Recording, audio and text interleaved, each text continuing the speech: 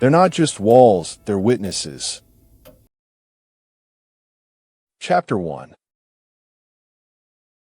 The Move.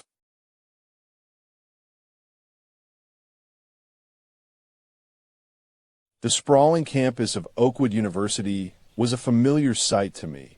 Its Gothic spires and century that old buildings a welcome change from the sterile dorms I'd left behind. But something else caught my eye. An old Victorian house on Elm Street that seemed frozen in time. Paint chipped off its weathered exterior, lace curtains hung limp by shattered panes of glass, and the yard was choked with overgrown vegetation. Abandoned for years, it stood as a testament to neglect. Yet, when I rang the doorbell, an aged man answered, Mr. Jenkins. His wispy gray hair framed his worn face as he welcomed me in. "Welcome home," he said, shaking my hand firmly. "It's been too long since this place had life." He led me through creaking floors and musty air to a parlor with a grandeur that belied the house's state of disrepair. The furniture looked wrong.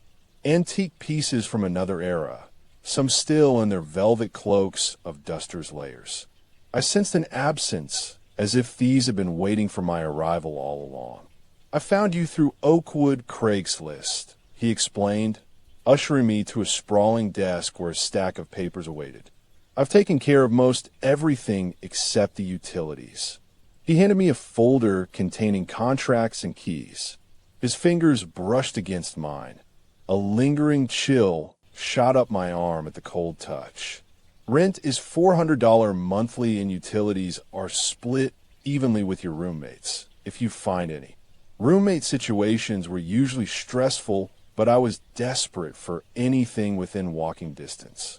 The lease was signed that afternoon under clear blue skies, as if anticipating an impending storm.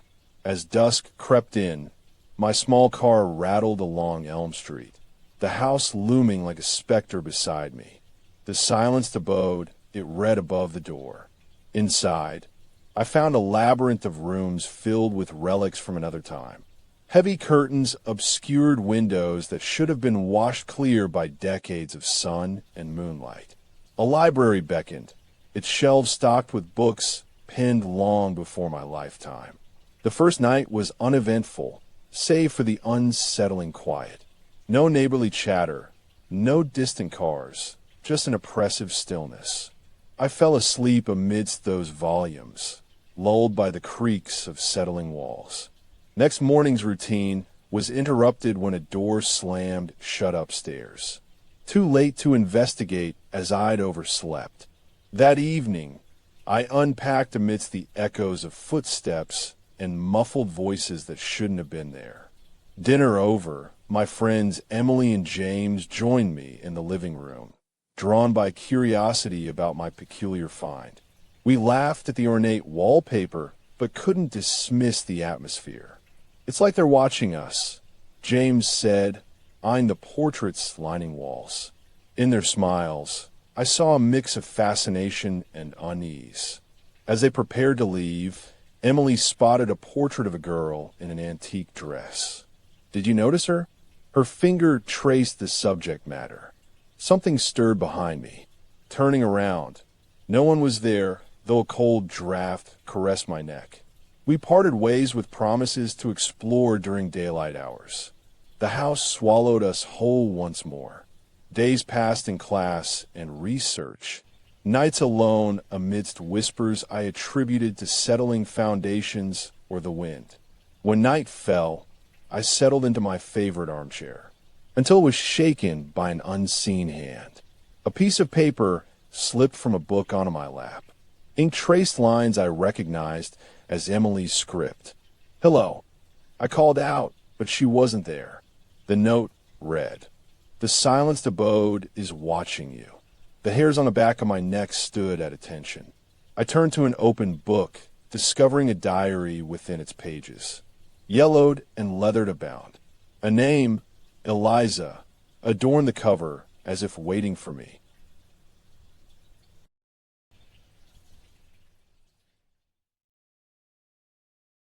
Chapter 2. The whispers.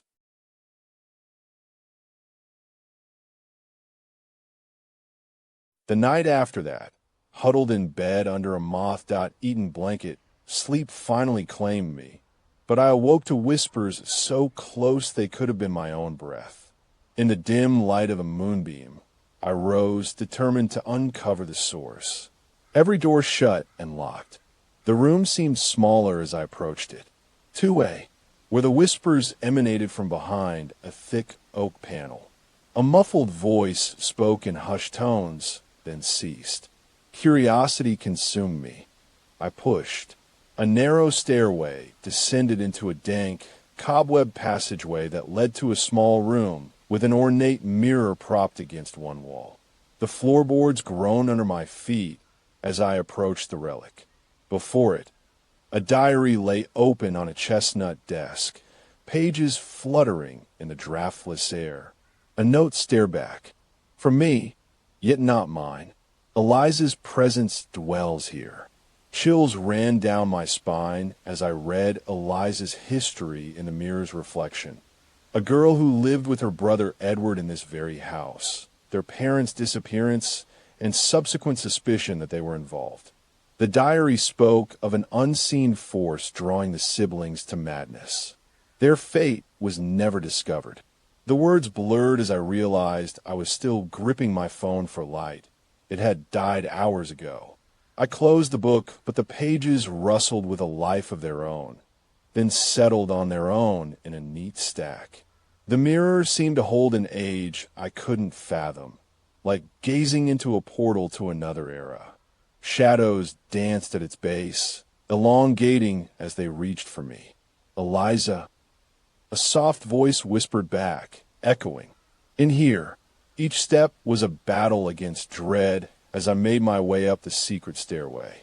My reflection faced me in the mirror now, but a second figure, indistinct and distorted, stood behind mine, too far back to discern features.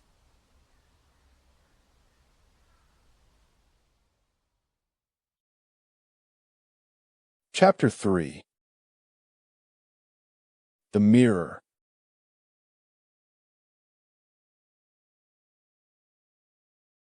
I'd seen enough horror movies to know that looking over one's shoulder rarely ends well. Turning did. No one was there, though the shadows lengthened, spreading across the floor like dark tentacles. The room emptied as I spun around, heart racing. Each day blurred into another. Strange noises and shifting reflections in the mirror.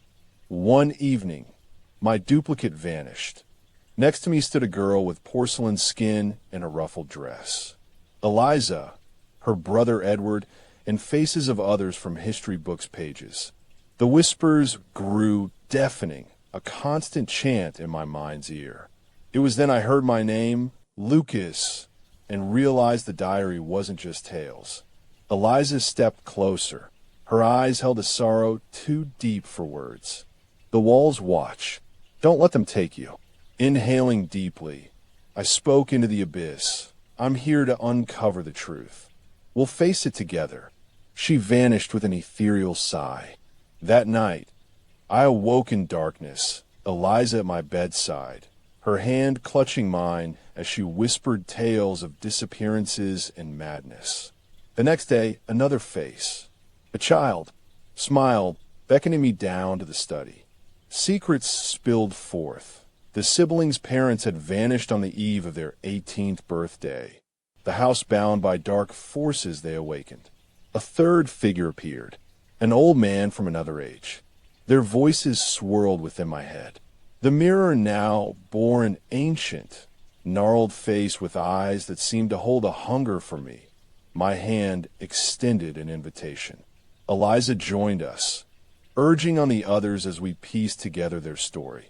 How they'd sought escape and were trapped by forces beyond comprehension.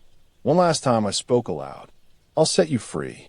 With each word, the mirror's maw opened wider until it yawned into oblivion. They followed me in, Eliza first, into an abyss where secrets would forever be silenced or revealed. The room was empty once more. I stumbled upon an attic door hidden within bookshelves and a dusty journal. The silenced abode read the title, penned by a hand that wasn't mine. It began with their tale, but ended in my own story. A page fell out as I stood up. My birthday looming. The wind carried a new phrase. Today they'll take you.